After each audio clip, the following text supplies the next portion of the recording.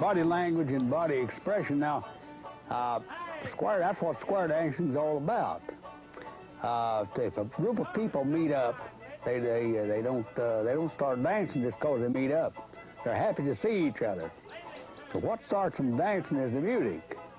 Now, whenever you hear the dance music start up, you feel good inside, and you want to express yourself.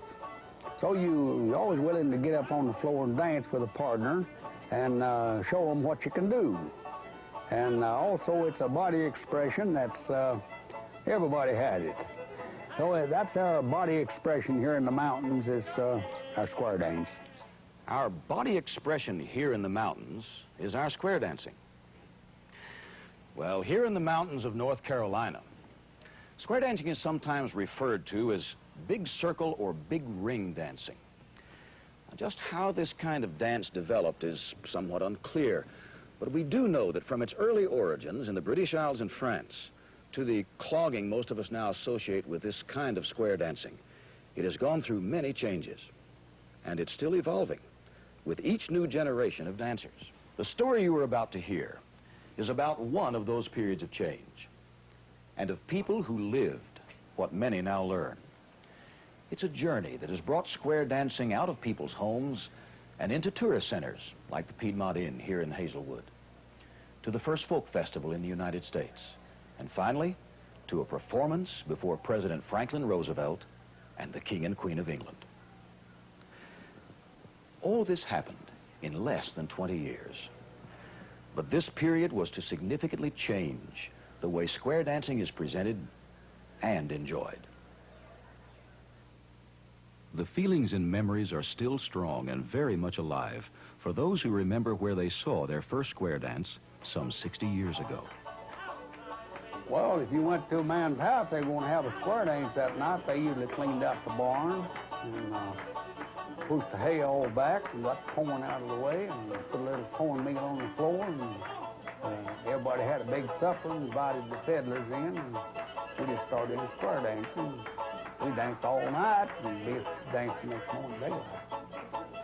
Throughout the night, tunes like Down Yonder and Sally Ann would fuel the calls of right hands across, ladies bow, and gents know how. Notice that in this recreation, the dancers' feet remain low and smooth, gliding across the floor. Often a young man might want to shine by dancing by himself, showing off his fancier footwork. That's called buck dancing. You have to remember that he wasn't taught square dancing. He caught it.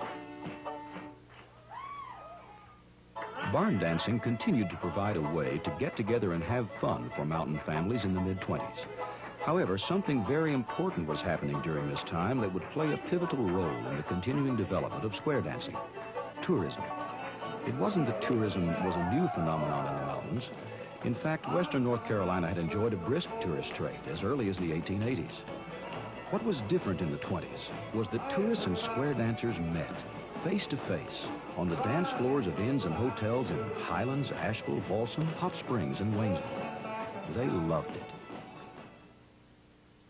Back in the old days, the folks would stay several weeks at a time, and this enabled the visitors, or the tourists, as you want to call them, to go to square dances, and then they began to get onto the figures and all, and after a week, while they were going to all of them, and this was really the kind of the highlight of their entertainment program.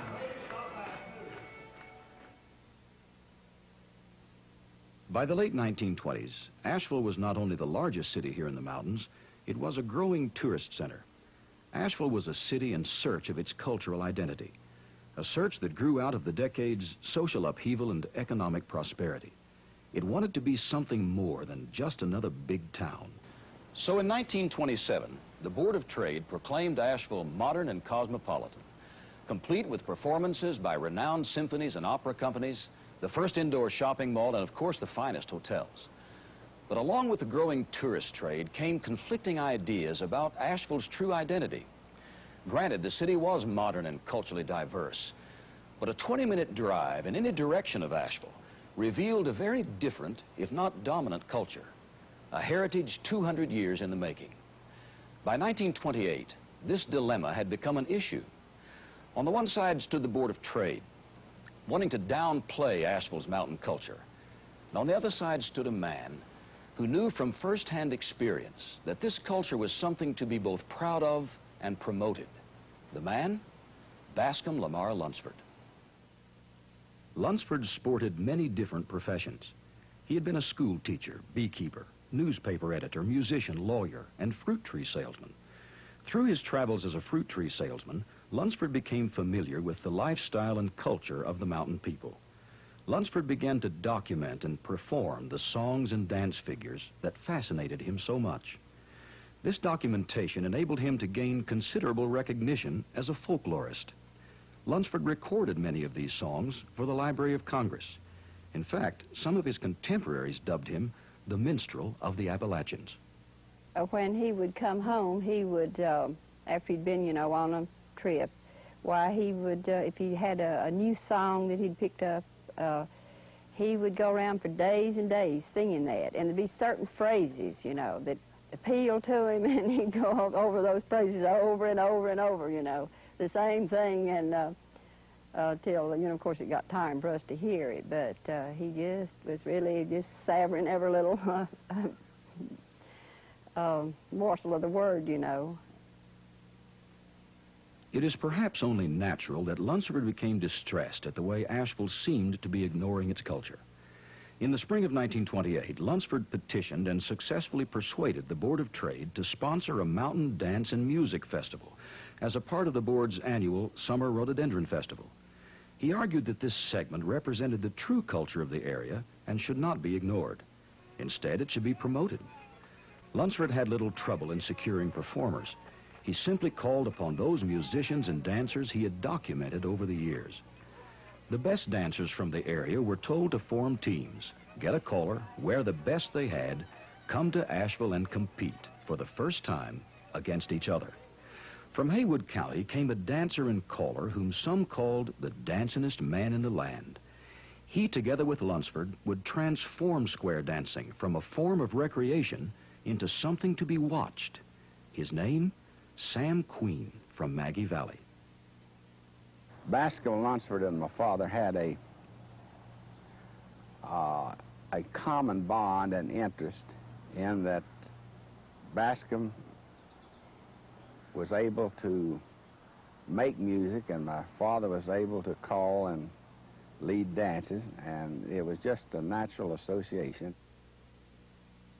Lunsford's call for dancers should have come as no surprise to Sam Queen.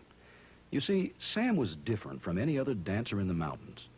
Not only was he about the best square dancer and caller around, he was also the leading square dance promoter. For years, Sam had organized and promoted numerous exhibition teams and dances all over the mountains for tourists and natives alike. Sam Queen had grown up dancing, learning steps and calls from his father and grandfather, and also from a black square dance caller named Bob Love. Square dancing is a kind of a one-to-one type of entertainment, and he had the talent and the interest, and of course with the talent and interest, that's two ingredients that make you effective, and he was able to keep time with the music and to call and to dance, and all of it in a coordinated fashion, which made him unique. Another thing that set Sam apart from other dancers was his ability to make dance innovations. When most square dancers of his day danced a smooth step during the figures, Sam took the individual buck dance with its faster pace and higher footwork and incorporated it into his own style. That step, when performed with the figures, is now called clogging. This shuffle step or light clog made Sam's footwork, well, just different. Sam Queen, I think, was one of the greatest all-time mountain folk square dancers that's ever been in the area. Sam was a wonderful person to begin with. He had people that would come and to his dances when they wouldn't even go to other people's dances. He was a crowd pleaser. He had a little personality about him in his dance. He had a little takeoff that everybody liked. And it caused you to feel pretty good about your square dancing. Everybody liked Sam. He kept it all together. And really and truly, if you had to look down, he would be the father of country square dancing, folk dancing in this part of the country. He helped keep it alive. Well, Sam was a wonderful dancer. He was so light on his feet. And so many people square dance, and they dance all over. Sam only danced with his feet, and more or less the ball of his feet. So he was just a very smooth dancer. He was just different than anyone else. The way that he was so light on his feet, it was just like he was floating. And he was just so easy to dance with for me. And it was wonderful to dance with Sam Queen. So Sam gathered his best dancers and formed his team for the festival in Asheville.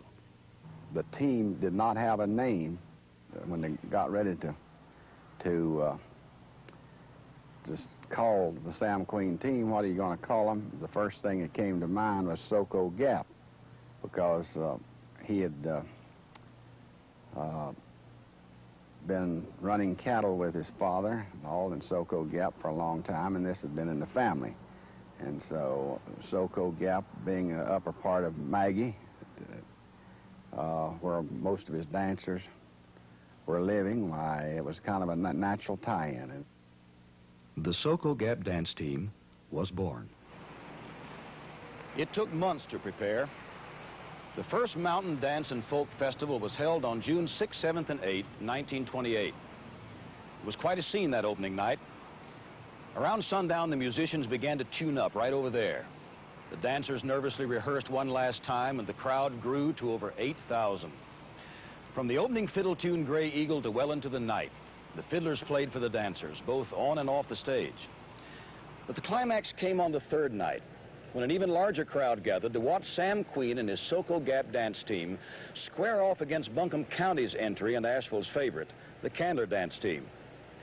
Supporters for both teams reacted enthusiastically to the called figures, but when it was over and the festival's first dance champions were announced, well, in the words of one of the last surviving members of the Candler team, Miss Gertie Mae Morgan, we must have really cut a rug that night, because we beat the Soco Gap team and walked off with the $50 prize money.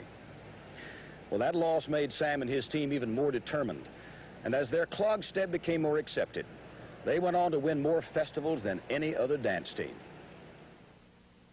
This is how a reporter for the Asheville Citizen described that night. Pack Square never presented a more colorful sight in all its history. Even the moon came out over Bowcatcher Mountain and laughed in the spirit of the occasion. But the eyes were on the dancers. The dance for ages past and from the most primitive races has been a form of expression. Not even the famous Ziegfeld could have offered anything more striking. More than 50 years have passed since that night. Some of the dancers remember. I remember Jim, when he danced, he was one of these kind that danced all over. I mean, he really kicked up his heels, and he got in a big way of dancing and fell off the stage. The stage is about 3 or 4 feet high. Didn't hurt him. He just got wound up good then. He really started dancing then. Well, I remember that we just had a wonderful time coming over here and getting together, and then Mr. Lunsford greeted us at the platform, and we seated us, and when our time came to dance, well, we were just real happy. We danced our hearts out. We danced harder. We knew we were dancing against somebody instead of just dancing for the fun of it. Although we'd danced since we were barefoot children, we just got in there and really dug for it. And what was Sam's reaction? Yeah, Sam got excited. Sam had to have a prompter. When he'd want to know what to call next, and Doc Boyd, I think, used to be his prompter. And Sam would get excited. Yeah, he was real excitable. It was wonderful to win the first time that they had a square dance on the square for the folk festival. And we was thrilled to death that we won. And every year that's what we'd work for winning team, and we won I don't know how many times. The festival was not only a resounding success, but soon replaced Asheville's Rhododendron Festival entirely. Its role in the history of square dance is significant for two reasons. First, the dance competition proved that the stage, and not only the barn or living room, was an appropriate setting for traditional mountain dance. Secondly, the festival, as seen here at the 1981 Asheville Mountain Dance and Folk Festival, served as the stimulus for the formation of hundreds of square dance teams over the years throughout the Appalachian region. This 53rd festival includes taps, costumes, crinolines, and high kicks, something those first dancers never dreamed of. On a national level, the festival proved to be a model on which other folk festivals were designed, including the prestigious National Folk Festival. Even with this success and prominence, the festival's driving force, its very essence, if you will, still rested with one man, its founder, Bascom Lamar Lunsford. Especially in the early years, that there was a basic conflict that he resolved probably pretty quickly. There was a question in his mind as to whether the aspect of competition involved in this portrayal of folk heritage, folk expression, just exactly what it would do. On the one hand, there was the aspect that the competition would make these expressions, especially the dance, to become more standardized, which was certainly somewhat less than desirable. Then there was also the aspect that the competition in the minds and the activities of the participants would create a more interesting situation, a situation that would be looked forward to from year to year. Bascom, being an attorney, was skilled at the art of compromise, always was. I'm sure that early on in the festival's life, that Bascom worked out the one against the other and came up with a very workable solution as far as the festival was concerned. But he did view, and rightly so, especially after those, say, the first 8 or 10 years, when the impact of this whole thing began to be realized, that he did view what he was doing as a genuine calling. It took a lot of hard work and a lot of drive and determination on his part to keep it going, to convince promoters, the business community, people in general, during those early years, that traditional music and dancing was a worthwhile situation for an audience-oriented show. So no, without Bascom, it would not have been.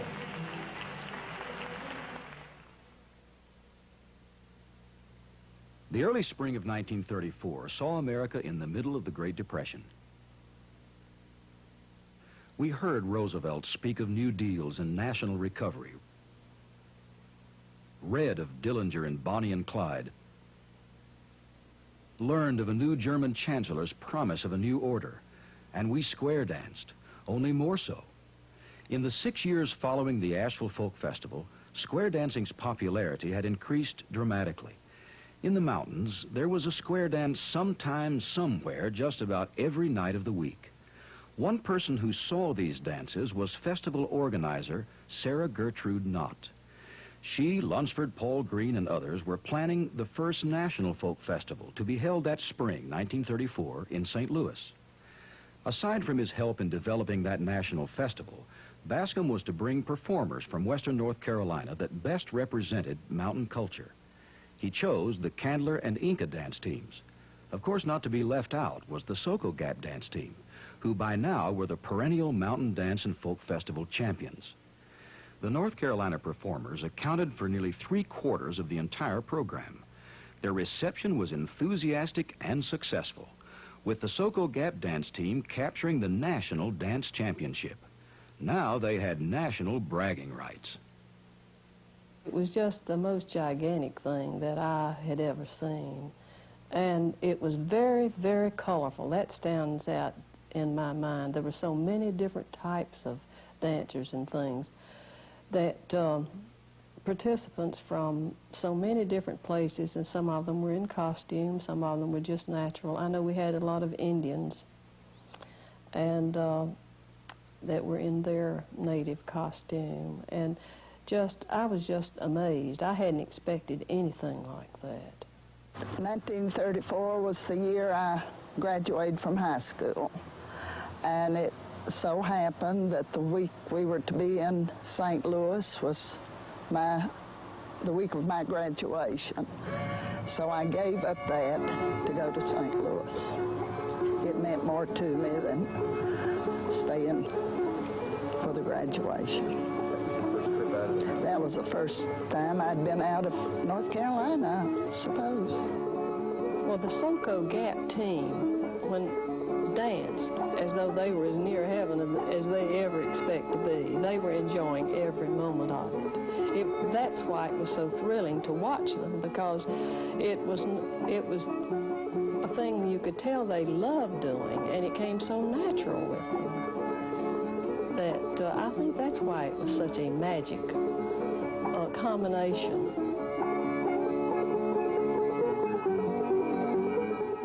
For the Soco team, the next few years were particularly hectic.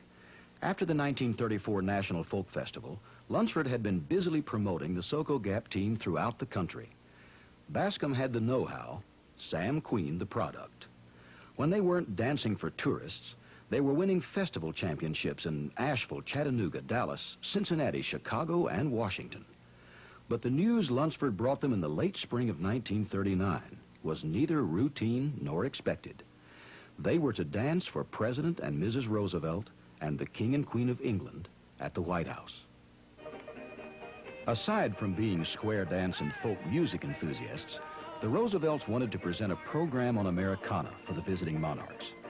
Mrs. Roosevelt invited Lunsford to bring Sam Queen and his wonderful Soco dancers to the White House. And so they did, in style, complete with motorcade and private train cars. The Soco Gap team departed the mountains celebrities and returned heroes. The Soco Gap, North Carolina clog The dancer. Smithsonian Institution invited the surviving Soco members to Washington to dance again at a recreation of that memorable night in 1939. It was a part of the FDR Centennial Celebration held in January 1982. Dancing for the King and Queen of England was, I'm sure, one of the biggest thrills of my life. After we danced, everyone that had performed was presented to the King and Queen. And one of the thrills for me was I happened to be in line behind Lawrence Tibbett and Kate Smith when we were presented. How did you dance? I mean, was it a good dance that night? Oh, yes, yes. We always dance good. Dancing at the White House, for me, was one of the most exciting things that ever happened, because I was just a little girl from the sticks of Cataloochia, and it just doesn't happen to you every day. After we came back from there, and, you know, as I got older and more people questioned it, in fact, we spent some time in Ohio, and everyone that even heard or couldn't believe that we had danced in the White House and was real thrilled about it. And then it began to come home to me that we'd really done something that was a first in a lifetime and the only thing in a lifetime. And it really means an awful lot to me. Well, to dance with the Soco Gap Dance Team was interesting for me.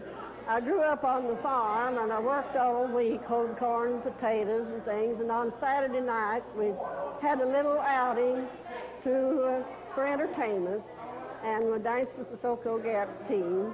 We danced at the Moody Farm about once a week, and to me it was my recreation.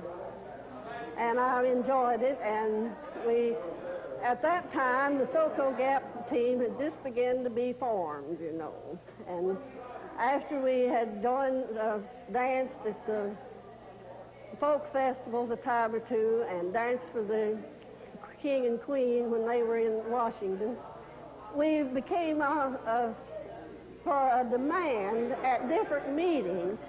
The Soco Gap Dance Team in the early years was really the dominant or the outstanding unit that was square dancing for some 10 or 12 years, certainly before the war, from late around 1928 to World War II. This was the Soco team was the dominant team. And the type of dance that we were doing, as you know, the clog type dance, developed and possibly is still the most popular form. That square dance at the White House was performed June 8, 1939, exactly 11 years to the day of their first public competition performance at that first Mountain Dance and Folk Festival in Asheville in 1928. The night they got home, they had a square dance. But with the outbreak of World War II only 3 months away, this White House performance in essence closed this chapter of square dance development.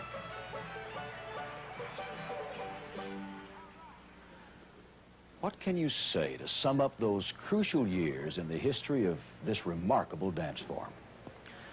Well, maybe one good thing to understand is how the Asheville Mountain Dance and Folk Festival proved to the people of the region that they're dancing with something important, something worthwhile, that could stand equal to other dance forms and be taken with dignity to the White House. Something else to remember is how the Asheville Festival survives today, even with the death of the one man, Lunsford, who for more than 40 years held it together. You should come some August if you haven't. You'll see a whole new generation of square dancers, spawned by Sam Queen and his Soco Gap Dance Team. And then I was wondering, what would Sam and Bascom think about this story?